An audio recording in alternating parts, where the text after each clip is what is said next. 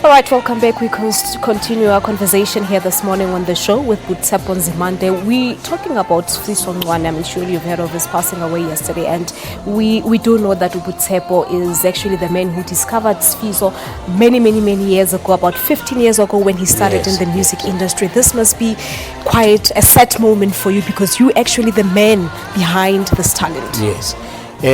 Actually, Lundi is the one who introduced Sfiso to me. Okay. He's the one who begged me to record Sfiso because we saw Sfiso in 2000 at Josie FM gospel show, and I saw this guy who was just running up, down and up on stage and doing nothing. And I spoke to him. He came to me and said, "Hey, Puti, I understand you're the one who's doing Lundi. Please give me an opportunity." I said, "No, there's a lot of things that you need to learn, Baba. Yeah. Gospel music, it's something else, you know."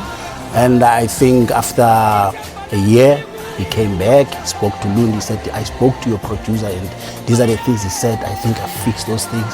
Please speak to him to give me an opportunity." And then Lundi begged me and we gave him that opportunity. Little did I know that we've got such a giant, you know, and we recorded. What I liked about Sfiso mostly, when you work with him in studio, he gets involved on arranging his songs, composing, you know, it does give time to his work. And you can even see, even when he was maturing now in the industry, you can see the way he dressed when he goes on stage. Certainly. You know, the cars that he drives, the way he presents himself when he does interviews, when he presents himself in public eyes. And he would just you could see all that young man, he's got somewhere where he's going. But you know, when he met Ayanda, I never thought he's so serious. Only when he gave me a call to say, "But Nzimande, I'm getting married."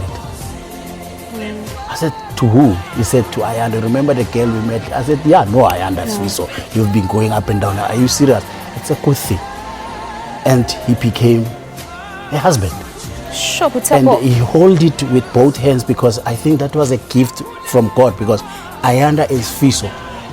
Ngesizulu bathi amathi nolimi. You couldn't separate them, whether it's private, whether it's business, and look at where they are. All right. Let us just take a look at some of the tweets sent in by our viewers here on Morning Live at Morning Live SABC, of course, conveying their most sincere condolences to Sfiso's wife Ayanda and the rest of the fans and people who were very close to Sfiso. Let's put some tweets on the screen now. All right, there you have it. One from Sibux says, "My deepest condolences to the family of Sfiso Ncwane. We've lost a legend. I'm still shattered by the news."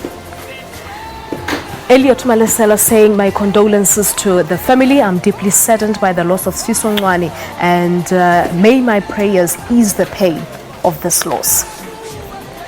Songo Mlingani says,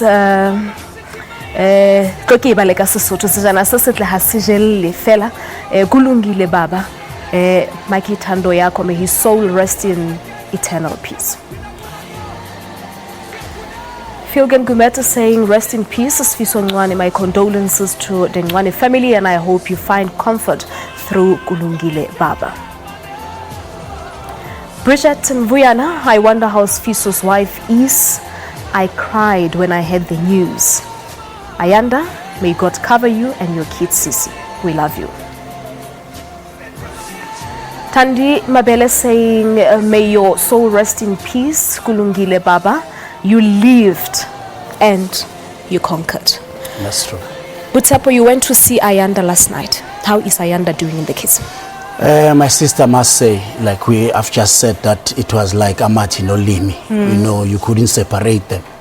Now, imagine if somebody takes the half of you.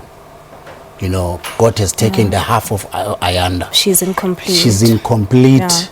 You know, it's a sad moment. You know, I couldn't stay longer, you know, with Ayanda. because you could see she's I think shattered. she needs to see counseling people, or she needs to see a doctor, because the status that she is in Do now. we know of any funeral arrangements or perhaps memorial service arrangements as it is? Well, yesterday when I left at about 10:30 last night, they said they're still waiting for the people who are coming from, the members of the families who are coming from KwaZulu-Natal. So today in the morning at about 10, they will phone us and tell us what's happening. So we need to give them that space as a family to come together and arrange all the things. Tshepo, ra leboha, kulungile. That's all we can say. Yes. And of course, our condolences once again goes to Ayanda and the kids. We're taking a break. Morning Live continues after this.